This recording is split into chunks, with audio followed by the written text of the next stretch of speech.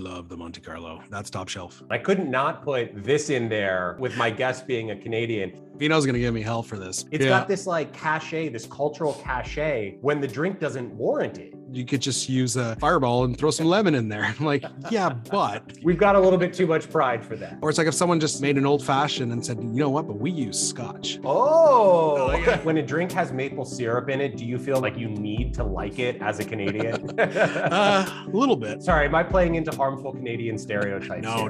I don't think I'd hate it, but it's not an old fashioned to me, you know?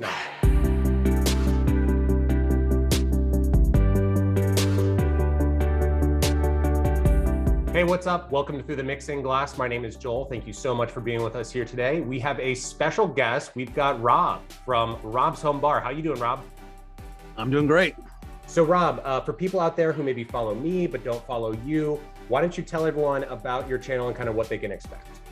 So my channel is Rob's Home Bar on YouTube, and I do cocktail videos, but I do a lot of homemade liqueurs, homemade infusions, things like that, mainly out of necessity, because here in Canada I can't find a lot of fancy liqueurs, so I make my own, but it's kind of become a sub niche for my channel.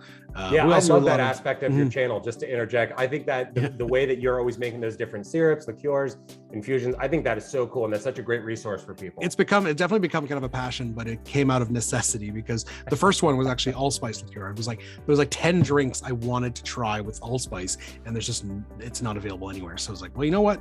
Turns out I can make my own, and it's not that difficult. And most liqueurs are not that difficult. It's a matter of infusing a spirit with a fruit or a nut or whatever the hell it is, and then adding sugar. That's basically it. We're recording this at about 12 o'clock, and you've already got a beverage in hand? I do. Probably shouldn't, working on? I do. I've got a Oaxaca Old Fashioned. This is actually the drink that really got me to like tequila. I was amazed at how it still feels like a whiskey old fashioned, even though it's a tequila. It still has that same kind of feel to it, and it's yeah, that's a great cocktail and a great kind of like eye-opening one for like all the things you can do with tequila that are, you know, like you were saying, outside of just margaritas. I would say like margaritas aside, because that's still like king of tequila. Margaritas aside, this is probably my favorite tequila drink. Yeah, I'd put it up there for me too. And it's, you know, it's very appropriate that you have that drink today, because that is going to be in our lineup somewhere. Nice. We are ranking strong and stirred cocktails, which is exactly what it sounds like. Boozy cocktails, minimal mixers, no citrus for the most part. All right, Rob, you ready to rank some cocktails? Let's do it. Okay, first up, we have a Manhattan. Classic cocktail. What are your thoughts on a Manhattan? I know Vino's going to give me hell for this, but I'm going to put that in the middle as a special happy hour. Okay. Happy hour special. Not a huge fan in general? I think it's a sweet vermouth. Even though probably a lot of these will have sweet vermouth in it. Maybe I just haven't found a sweet vermouth that I really like. But you know, if you were to stack up Old Fashioned versus Manhattan, which are kind of like the two kind of main cocktails in this category, I would go Old Fashioned every time. It's still something I enjoy. From time to time, I'll make a Manhattan. I will enjoy it, and I enjoy other drinks with the sweet vermouth, but it's not my favorite flavor. Okay, fair enough. Yeah, I like Manhattans. I don't order them that often. I don't make them that often. If I've got sweet vermouth in the fridge, I'm more likely to use it on like a Negroni or something like that. Yeah, seeing a Negroni doesn't bother me, because then it really just works well with like the Campari and the gin and stuff. Speaking of Negronis, next up, Boulevardier. Ooh, the whiskey variation of a Negroni. I'm gonna have to put that in top shelf. Top shelf, okay. Yeah. And pretty much every Negroni riff is going to be up there. That's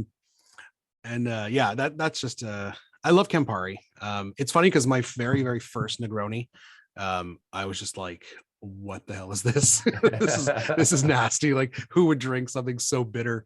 But I kind of I soldiered on, because I was like, I made it. I paid for these ingredients, and I'm gonna make it. And just by the end of that first drink, I'm not gonna say I loved it, but I appreciated it a lot more than the next one after that. Loved it. And then when I discovered that, oh look, there are other drinks in that same vein that just swap out spirit, tried those, and being a whiskey lover, whiskey is my favorite spirit. The Boulevardier just seemed a natural extension. And so, yeah, I tried the Boulevardier. I'm like, oh, that's good. And just for the people out there, you know, who are watching this, This is Rob's list. I'm kind of hosting Rob here. You know, if we don't agree on something, you know, Rob is kind of the deciding factor. And this is one where I would not agree. I think the Boulevardier, I don't dislike it, but I do think it's inferior to the regular Negroni. I think the standard Negroni is much better. You might be right. We're obviously not talking about the standard Negroni. You might be right about that. Because the Negroni it works so well with gin, but I do like it with the bourbon just as well. Not a bad drink. Yeah, I just wouldn't put it on top shelf for myself. So next up we have, this is one of our few clear spirits. We've got the Tea Punch, which is of course, a Caribbean cocktail, rum, squeeze of lime, not much else in there. What do you think about? I haven't actually had it with a clear rum, because it's typically made with a Martinique rum, and the only one I have is a dark Martinique rum, the Saint James.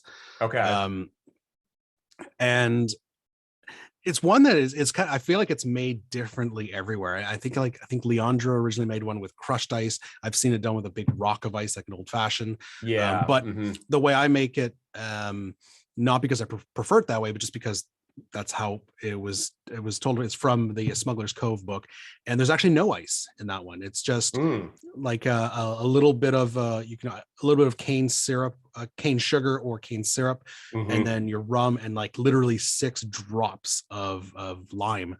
Right. And I think if you've got a good rum, it's a fantastic drink. I'd put it in Old Standby. Old Standby. Yeah. But again, I do it. I don't know if I would like it with a clear. I like rich flavors that come with aging spirits. So I don't know if I would like it with a clear, a light rum.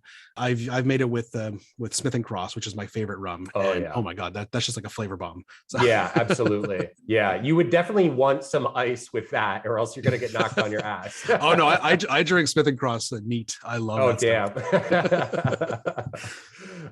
Next up, we have, and this is one that I actually found on your channel. I will of course link to that video here, but we have the Devil's Soul. This is one I've not had before, but when I saw it on your channel, I thought, okay, I actually need to really put this into the rotation. It's and I think Carl and Riley on Alchemist's Bar did it as well, and they thought it was they if I remember correctly, they liked it, but they were like, it's kind of all over the place because there's a lot going on. I can see that it's got a lot of different things going on. I really liked it, but it definitely was like a flavor bomb. Like there's so much to unpack in that drink.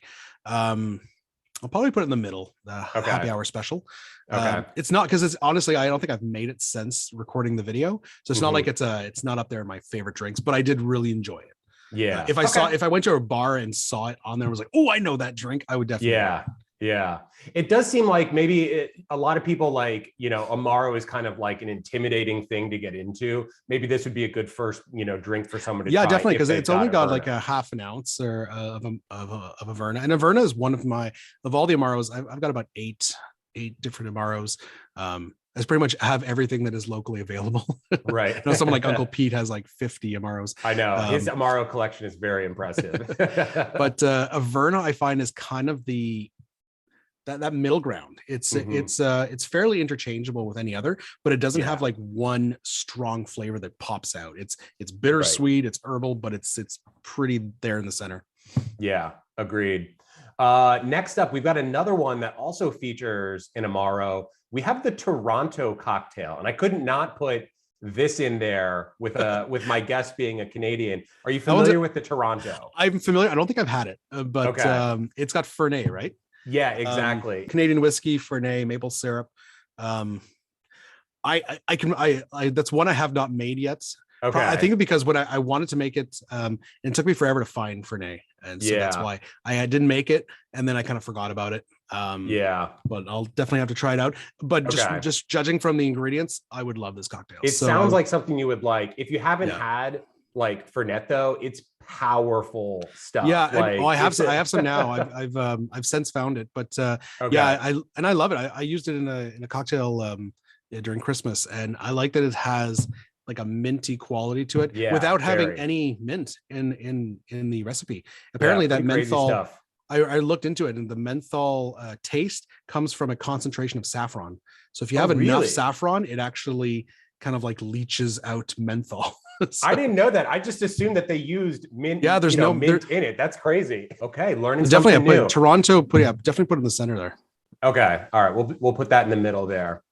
Next up, we have, this is the left hand. This is a riff on the Boulevardier. It's got bourbon, Campari, sweet vermouth, and then the big difference is that it's got chocolate bitters in it. How would you feel about adding a little bit of chocolate bitters to what you I'd probably love that. I mean, I've got chocolate bitters in my Oaxaca, and I always do it that way, and I love it. It adds that little extra, so I can definitely see that working in a Boulevardier. Okay, cool. So probably a happy hour special. Happy hour. Okay, yeah. Cool. Yeah, that's a good one. If I'm unclear, but I'm pretty sure I'd love it. That's where it's going. Yeah. In the middle. Next up, this is another one that I know that you and I have both done a video on. We are talking about the Fancy Free, which is kind of like an old fashioned, but swapping the simple with the maraschino or maraschino, however you want to say it. Yeah. That's gonna go top shelf for me. I love the Fancy Free. Okay. Yeah. All right. You know what?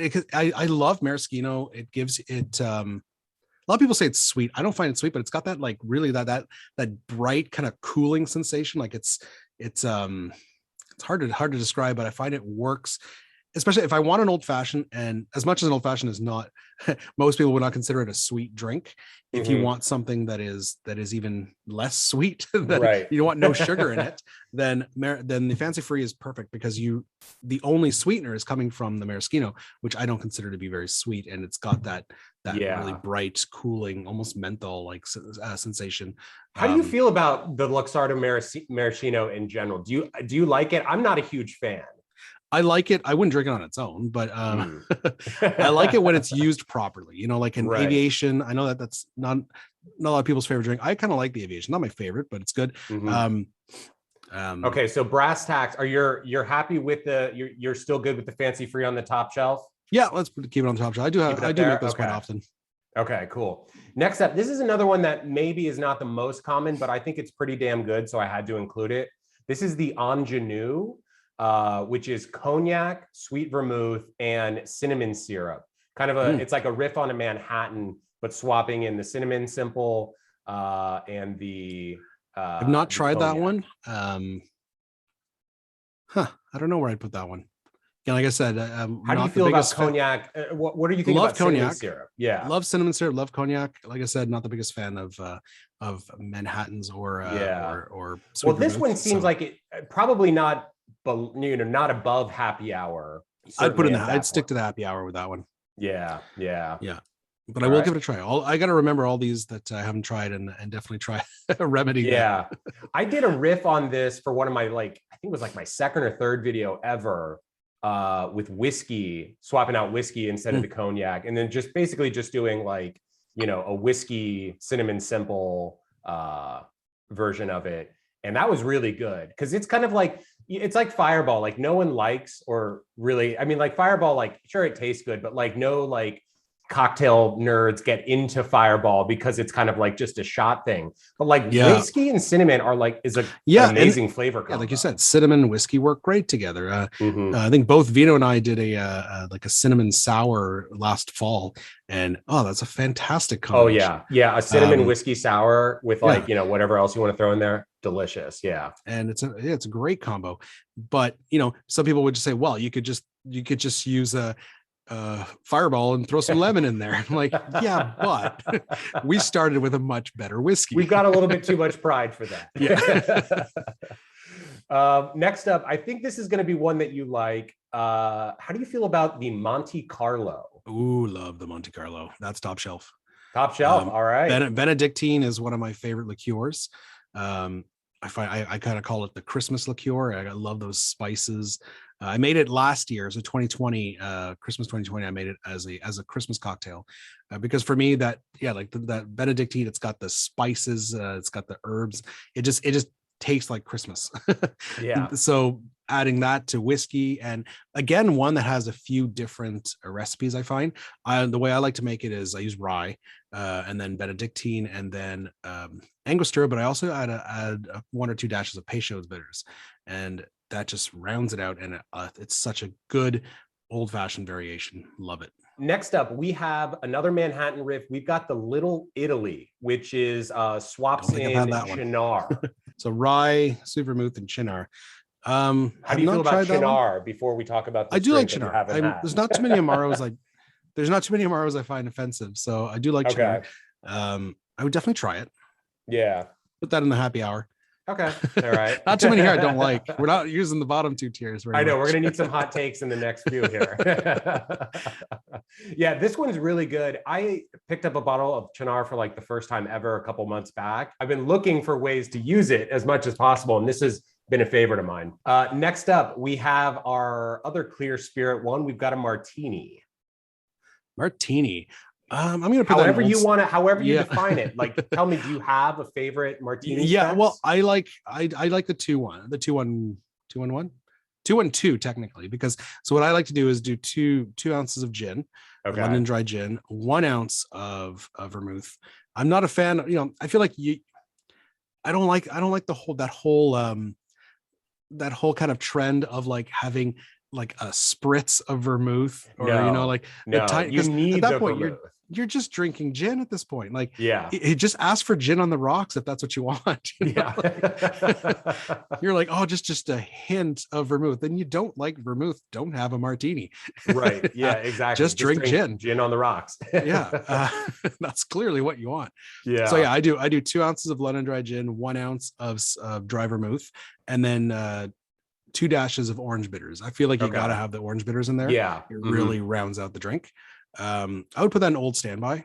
Okay, it's not something I have every now and then, but I do enjoy properly made gin martini. I do really enjoy it. Yeah, I like a martini. I'll usually go even like 50-50, like equal parts gin in vermouth. Just because I don't want it to necessarily, like, you want it to be strong. Like, you want to, like, if you're drinking a martini, you want to know you're drinking a martini, but also like, I do want to enjoy it. And, if you throw a little bit extra vermouth in there, for me anyway, that is how I like to do them. And especially if you got a good dry vermouth, then it's good. Yeah. So next up, we have the drink that is currently sitting next to you. We have the Hakka Old Fashioned. I think I know where this is going to go. Yeah, it's a draw between Top Shelf and Old Standby. Okay. I don't know. I definitely love it. It's what the hell? Let's put it in Top Shelf. Let's do it. It's definitely one of my favorite Old Fashioned variations. Old Fashioned being my like number one favorite drink, but I love all the ways you can change it up. It's like I said at the beginning, it's what got me to really appreciate tequila more so than a margarita. And the recipe does say reposado, although I do use where's my camera? The 1800 Anejo. Oh, okay, nice. This is an Anejo do you put mezcal in yours as well? I do. Yeah, I've got. This is like one of the only mezcals I can get, Cliente, but it is smoky, so that's what matters. Okay. But I love. I mean, smoky drinks. I'm a big fan of Isla Scotch and anything smoky. I love. But I use the Anejo, and the 1800 is not an expensive Anejo, but like I like that rich flavor that comes with aging slightly longer. Yeah, and you bring up price. You can still find some pretty good tequilas for under $30 a bottle. You don't have to go crazy with tequila. Here they're a little more expensive. In Canada, they're a little more expensive. Like the cheapest you can get is like Jose Cuervo, and they're still like $30. So all right. At least in New York, where it's also pretty expensive, you can still find some in the good 20 to 30 range. Like one of the bottle that's been making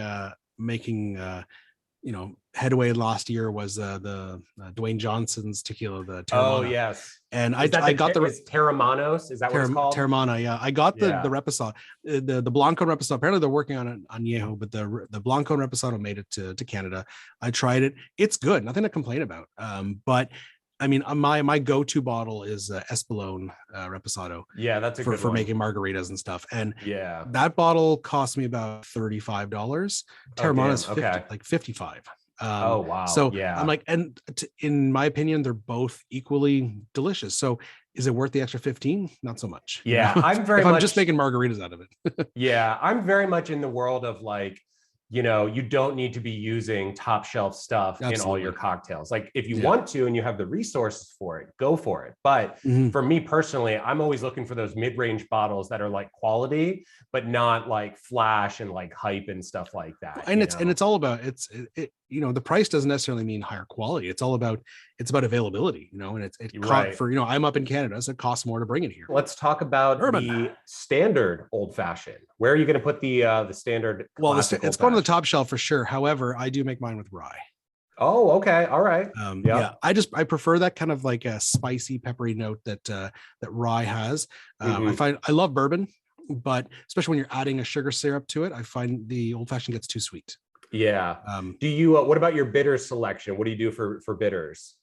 Usually I'll go standard mango and an orange. Okay. I do about 2-3 dashes of each. I love bitters. I could dash. I could do more. Sometimes I'll play around with something different. It depends. Usually it depends on like if I'm doing something in the fall. When I'm doing a standard old fashioned, it's basically mango and orange. But in the fall, if I'm doing like a apple brandy old fashioned, then I'll use like maple or walnut or cardamom, some sort of spice thing that makes it almost taste like apple pie, Yeah. I love for when I make an old fashioned for myself, I go with the chocolat mole bitters that you might have in your Oaxaca Old Fashioned right now. Yeah. Yeah. Really I went Ango. For this, I just went Ango and the Angostura cocoa bitters. I do have a bottle of mole bitters. I haven't used them much. I should try that in Oaxaca. Yeah, they're great in an old fashioned. Yeah. Yeah, those chocolatey kind of cinnamony notes. I think they play really nicely. Yeah, absolutely. Next up, we have the Revolver, which is a coffee liqueur old fashioned riff. Love that one. A couple orange dashes of orange bitters in there as well. How do you feel about the Revolver? It's funny how it's in a coupe. I always put that one in a same here. I don't know why they put it in a coupe for this photo, but whatever. I can't complain when I'm stealing these people's pictures. It's an old standby or top shelf. I'll go an old standby for that because I don't make it quite as much as the other kind of old fashioned riffs. Right. But yeah, that's one that it took me forever. I saw Vino make it for the first time on his channel, and I waited because he made it with Mr. Black, and that's kind of the ongoing joke. The hot new coffee liqueur, and it's kind of the ongoing joke because we still can't get it in Canada. You can't get Mr. Black in Canada yet. And I've written to when you come to Canada, but I wanted a good coffee liqueur. Like I was stuck here with Kahlua. I'm like, there's no way I'm not doing that with Kahlua. And there are, to be fair, because that's got like sweetener and like cream, very stuff sweet. Into it. That's just I find it even. Same. I mean, I've tasted it on its own. I find it doesn't even taste like coffee. It tastes. It's more like chocolate. It tastes like coffee. Like it doesn't taste like coffee. It tastes like what people maybe. Think when you're putting like a bunch of sweetener and a bunch of syrups in your coffee. Yeah. It's way too sweet. And so I didn't want to make it with that, but I finally made my own coffee liqueur, and that way you can really dial in the sweetness to where you want it. I used a rum as the base. I infused the rum with coffee beans, and then I made a cold brew coffee and then some simple syrup, and then I was able to kind of, I forget exactly what the ratios were, but I got the sweetness. It's probably slightly sweeter than Mr. Black, but it's nowhere near like Kahlua sweetness. Oh wow, that is just a fantastic drink. Yeah, it's a damn good drink. It's a good drink for, I don't know about you, but like for me with the Mr. Black and like the coffee liqueurs, I don't drink them late at night because I don't want the caffeine. Caffeine doesn't bother me like those that. As like a pre-dinner thing. It's like, because I'm a big coffee drinker and I love espresso and stuff like that. And caffeine doesn't affect me that way. Like it's almost like a placebo effect. Because in the morning, like I'm getting ready for work, I need my coffee, and it focuses me. But then late at night, I could have a coffee at 10:30. Thinking I'm going to work late, but then like some changes, I'm going to go to bed. It won't stop me. I'll hit the pillow and fall asleep. I would be absolutely screwed in that scenario. Okay. Next up, we have, this is the American Trilogy. Are you familiar with this one? I am not. I'm curious about this one because it seems like it's an old fashioned, but it's half, right? Half apple brandy, half basically, rye. Yeah. And then Demerara and 2 dashes of orange. You know what? I'd probably put that in rather have a beer. Okay, fair enough. Because I'm not impressed with the recipe. I haven't tried it, but I'm just like, so it's half rye, half apple brandy. but there's nothing else that that separates it from an old fashioned. I'd Right. enjoy it in the sense that I love any old fashioned, but there's nothing in there that's going, ooh, that could be good. Yeah. Yeah. It's, you know what, I'm sure I've made these, and just not even thought about like, oh, I'm a little bit low on bourbon. I'll just throw a splash of apple brandy in there. Yeah, instead exactly. Or it's like if someone just, made an old fashioned and said, you know what, but we use scotch. And I'm like, okay, right. that's fine. It's not that much of a departure. Yeah, exactly. You're using a different kind of whiskey. Okay, fair enough. American Trilogy, you have a good name, but recipe wise, nothing. Well, is it even a good name? You would think with a name like Trilogy, it's at least unique. But you're right. Think it'd have three spirits though. Yeah, what's the third thing? Are they trying to say? No, I don't even know what they would be saying is the third one. All right. Yeah, you think they'd have if they were doing like one part apple brandy, one part rye, one part bourbon, then at least you got three things. Right. And if you're specifying they should all be American made, then it's like, all right, American Trilogy. Yeah, we're probably gonna get some angry comments about this, but we are not fans of the American Trilogy. No. Do better. All right. Next up, another true American cocktail, the Sazerac. How do you feel about it? I think I'm going to go straight into Old Standby with that one. Okay. I love it, but I got to be in the mood for that one because it's absinthe. It's the absinthe for me that kind of tells, because it's essentially an old fashioned with rye, and you got and I like Peychaud's bitters. Peychaud's is kind of as far as I want to go with the anise flavor, but this one has got the rinse of absinthe. Absinthe, I got to be in the mood for it because it can easily take over a cocktail. I'm not a fan of that black licorice anise flavor in general. Like I hate black licorice candies, any foods that have like overly like tarragon and basil, like that strong anise flavor. I'm like, nope, don't want it. So yeah, I got to be in the mood for Sazerac, but it is still good. I do enjoy it. So it'll be an Old Standby. Yeah, I feel you on the Old Standby. It's I don't love those the anise or the licorice flavor, whatever you want to call it. I don't love that. I do feel like the Sazerac though, do you feel like it has like a big reputation? It definitely does. A lot of people love it because it's like maybe the third cocktail they would make or something like that. You know what? Like I think I'll bump that one down to happy hour special. Okay. Because now the more I think about it, the more it's like I like it. I'm not, if I'm having it, if you hand it to me, I will drink it. I will enjoy it. But it's probably not going to be, if I had that, if I'm in New Orleans, it's like, okay, I got to have a Sazerac. Yeah. But if I'm just in a bar anywhere else, if I see that and I see an old fashioned, I'm going for the old fashioned because it's that absinthe that breaks it for me. Everything else every other ingredient is fantastic, but it's that absinthe just, it's rare that I'm like, oh, I could sure go for some anise flavor right now. That's not happening. Yeah, it is, but it's just like, ooh, absinthe. It's iconic. It's definitely an iconic drink. It's got a reputation. It's got it's got that icon status. The name is cool too. Sazerac. Yeah, it's got its own rye. I've got a bottle of Sazerac rye. Yeah, there's a whole company called the Sazerac Company that makes a whole variety of products. Okay, next up we have, this is called the Autumn Sweater. I did this on my channel a couple months back. It's another Amaro kind of centric stiff sipper. Cool thing about it, I don't know if you can see in the picture, but like the orange peel is like studded with cloves. I'm not the biggest fan of cloves though.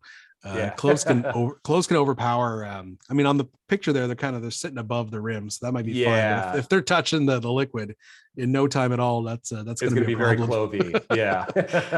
This sounds good though. I'll definitely put that in a happy hour because it's probably something I would definitely like. Yeah, it's good. The only thing that I would say, and this, someone actually suggested this in the comments on the video that I posted, or maybe it was on Reddit, they bumped back the maple syrup to like a quarter of an ounce. Actually a half ounce does seem excessive, especially since those Amaros, as much as the name says Amaro, which Italian for bitter, most of those, with the exception of Campari, most of the dark Amaros are quite sweet, so you're already adding quite a bit of sweetness to there. So I would definitely I would go is definitely a sweeter one for sure. And same with the Verna.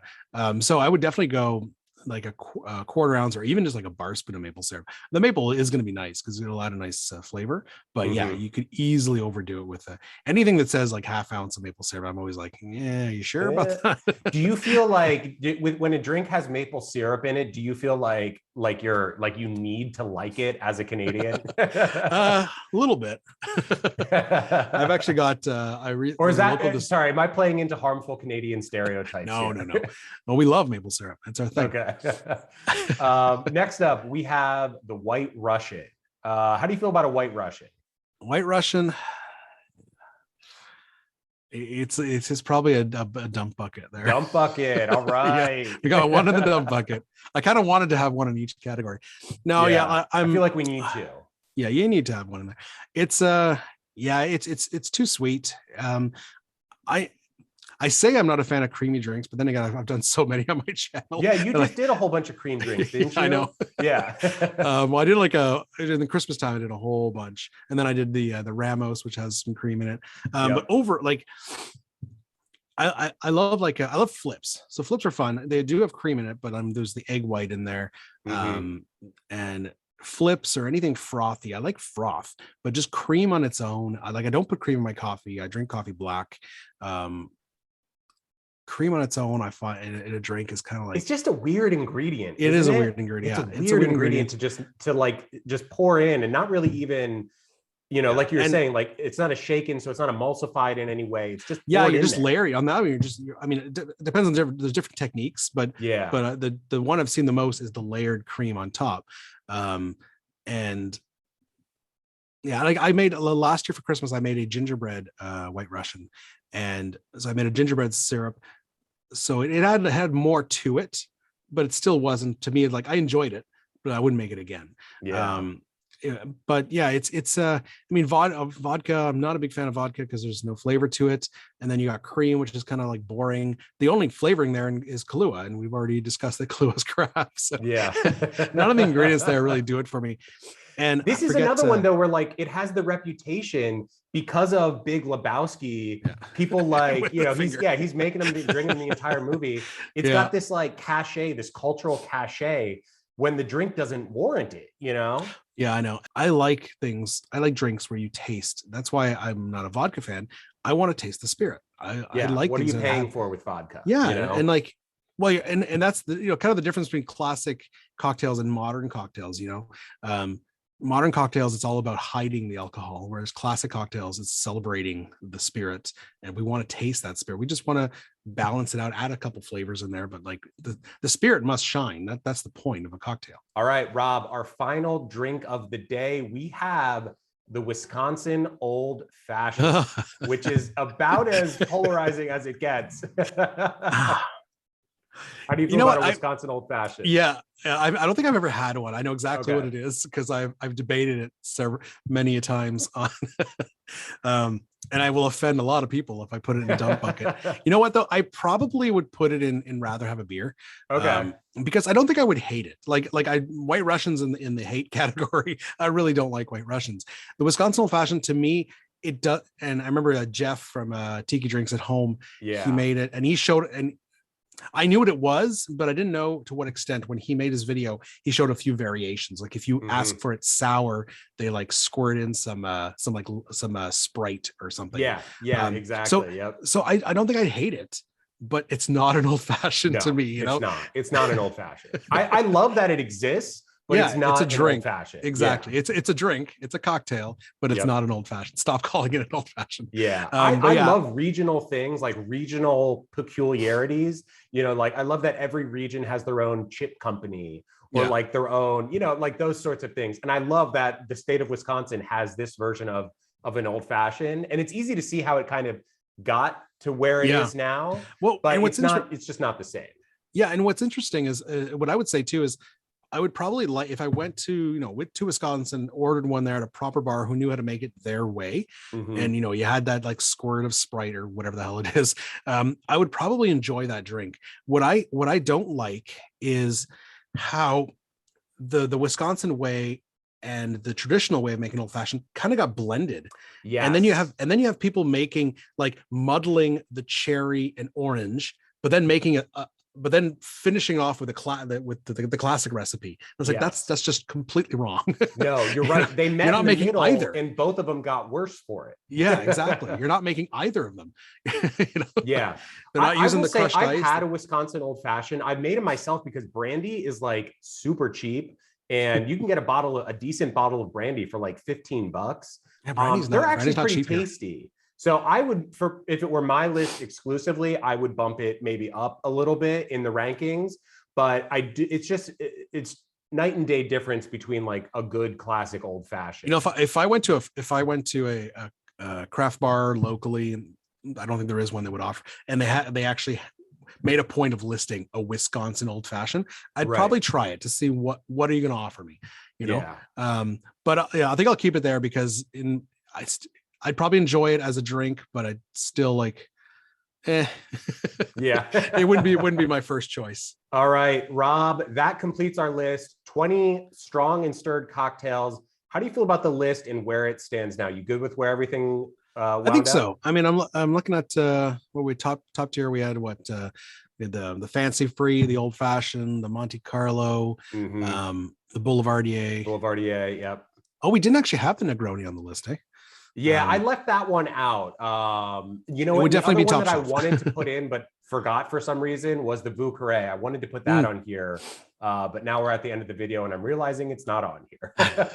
No worries. Where would the Vieux Carré go if it were the Vieux on Carré would definitely be. I would put an old standby. Once again, the only thing I do, to me it's better than Manhattan, but it still has that sweet vermouth, which is not. I wondered if the Benedictine would cancel out the sweet vermouth for you and like bump it up to top shelf. It would definitely still be an old standby. It's a good one. I definitely enjoy it, but it's it'd be an old standby. All right, Rob, thank you so much. What I'm going to do is I'm going to save this. We're going to put this template out there. If anyone out there wants to make their own version of this template, there will be a link to that in the comments. And we want to hear from you. Let us know where you think we got this list wrong. Obviously, we are pretty happy with our list and we're not open to it being changed, but we want to hear from you guys. Yeah.